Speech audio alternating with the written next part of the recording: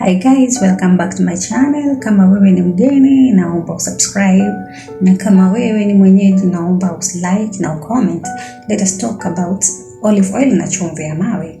So kama tunavyojua, watu wengi hii dunia ambayo tuko saizi, tunaishi dunia yenye kuoneana wivu, dunia ya kuchukiana. Mtu anakuchukia bila sababu, mtu anakuonea wivu kwa sababu ya bidii zako, mtu anataka kukuona wewe unafeli, mtu hataki kuona wewe ukiendelea, yani hataki kuona wewe ukifanikiwa, yani anataka kuona yani wewe maisha yanakupiganisha, maisha yani yanakupeleka mbio, maisha yanakupiga chenga. Sasa leo nataka tuongelee hii chumvi ya mawe na olive oil ili kupata good luck, kuondoa minuksi, yani mambo mazuri ya kuandame. Sawa? So haya mafuta na hiyo chumvi unafaa uchanganye kwenye kichupa chako, ama kama uko na kikombe pale una mix kwa kikombe, alafu unaacha ile mafuta yako pale. Unayapigia dua yako. Kama ni Mkristo, pigia dua yako. Kama ni Mkristo unaenda pale kwa Zaburi 91 na 35. Kama ni Muislamu utasoma Qur'ani yako. Sijui kuhusu Uislamu unasoma Qur'ani what side or which side, but kama ni Muislamu kasome dua yako pale, ombea mafuta yako, alafu baada ya pale ushayaombea yaseme maneno haya: Mungu, naomba unaondolee maroho machafu.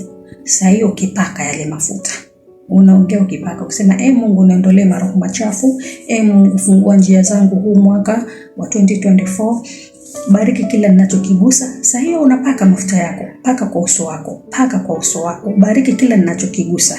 Mungu naomba yani kila ninapoenda nikawe baraka, kila ninapoingia nikawe baraka. Ninaomba kamilisha malengo yangu. Bado unapaka, paka katika uso wako, kamilisha malengo yangu. Naondolee maroho ya delay. Wacha delay ikawe ya Mungu, si delay ya binadamu, maana binadamu wana mashaka. Binadamu wanaletea watu delay zenye ambazo hata tujui tuliwafanyia nini waja hawa. Sasa unamwambia Mungu, ninaomba unaondolee maroho ya delay. Wacha delay ikawe yako, si ya mwanadamu. Sawa? Ninaomba Mungu wangu kila kitu kizuri kiniandame. Yani kila kitu kizuri kiniandame. Tunaingia mwaka mpya, tunataka mambo mapya. Tunaingia mwaka mpya, kila kitu acha kikawe kipya. So ndugu zangu wapendwa, natumaini mmenielewa mpaka hapo. So ni hivyo tu, si vitu vingi. Kama huna sea salt, unaweza kutumia chumvi tu ya kawaida ya nyumbani. Na kama huna mafuta ya mzeituni, unaweza kutumia mafuta ya nazi.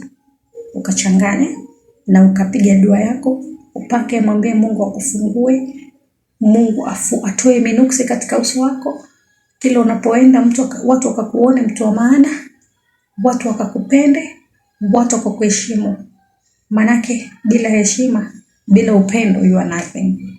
Bila upendo you are nothing. Karibuni wapenzi. Na kama nilivyosema, kama wewe ni mgeni usisahau kusubscribe, na kama wewe ni mwenyeji tafadhali like na comment ili tuzidi kupata habari nyingine na nyingine.